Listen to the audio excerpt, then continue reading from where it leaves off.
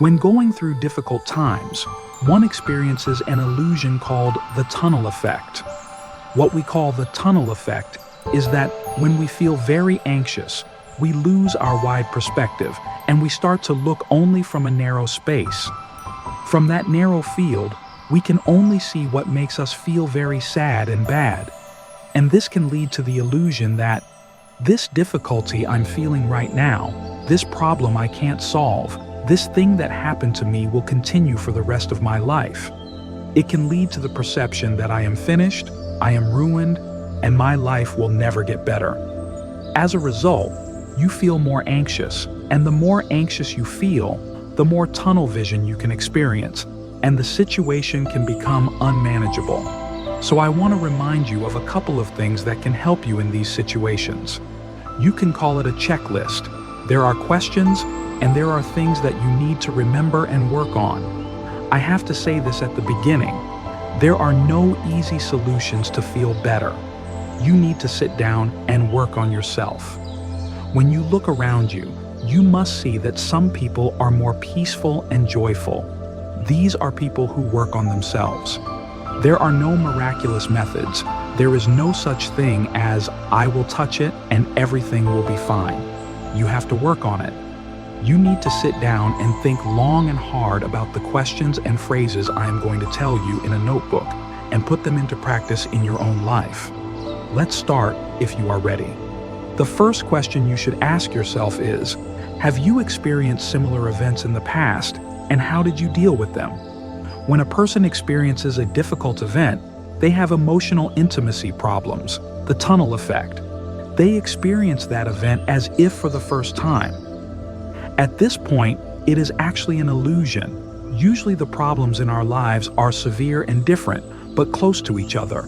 But we think that the one we are experiencing at that moment is the most severe. In such a situation, sit quietly in a corner and think, have you experienced similar events? Have you ever experienced a natural disaster? Or have you experienced a breakup, a grieving process? How have you experienced similar situations, and what did you do to overcome it to cope afterwards? But don't think about it in your head. If you write it down with keywords, this is a technique, a method that will help you to recover a little more life energy.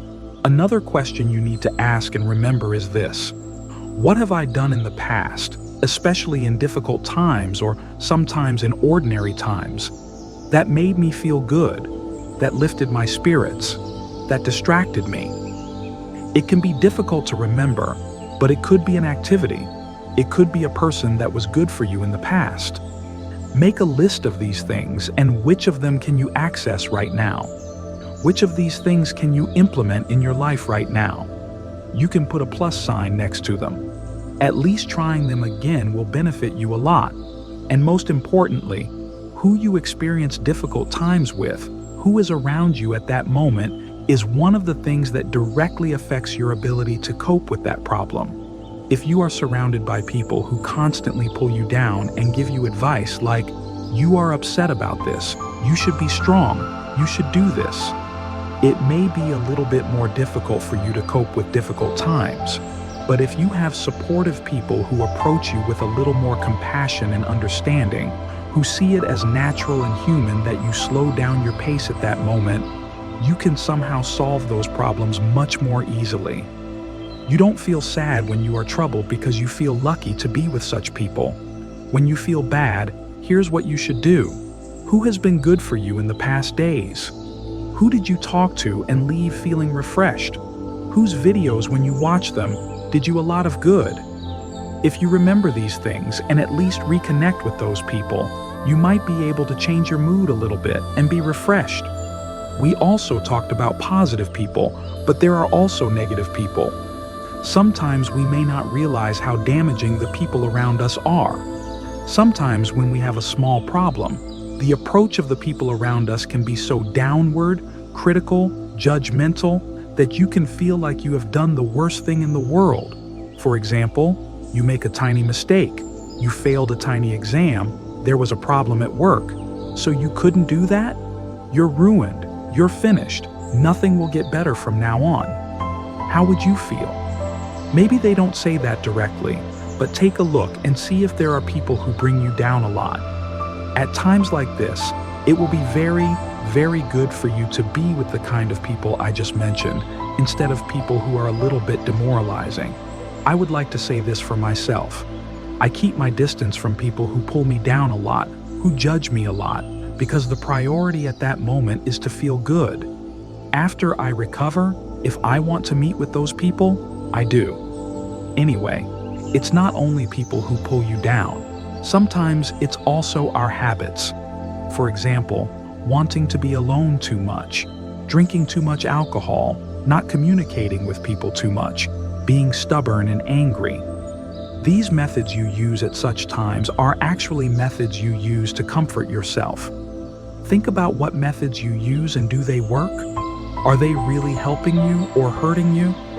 If there are habits that you think are harmful, it is not possible to eliminate them all at once, at least as much as you can afford. But if you can eliminate some of them, it will be easier for you to recover and get out of this bind. One of the most important questions is this. When something happens to us, we usually start to feel bad after that event. We may feel anxious. We may feel afraid. We may feel sad or disappointed. This question is very important. When I think about the intensity of the emotions I'm feeling right now, the source of my worries, how much of it is really related to the event I'm going through, and how much of it is related to what I'm afraid might happen in the future. Generally, we experience an event at the level of 4 to 5, 6, but we feed it with such worries about the future that we start to feel at the level of maybe 15 out of 10. For example, let's say you failed at something at work. The failure at that moment only concerns that moment. But your mind says, they're going to fire me because of this. If they fire me, I'm going to starve. I'm going to have to look after my parents again. Or if I'm married, my relationship is going to break down.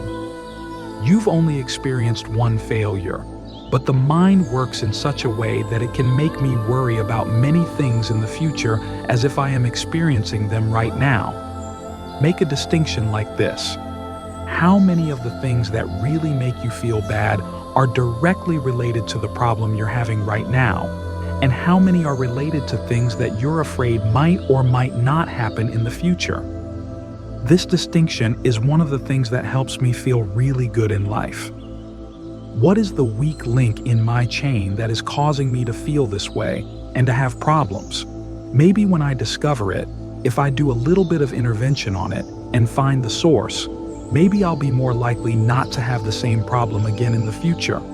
There are emotional traps that people often don't realize. Pride, stubbornness, shutting down, insisting on wrongness. The defense mechanisms we use at that moment to save our own ego, perhaps to keep from spitting in our mouths, may be working somewhere inside you.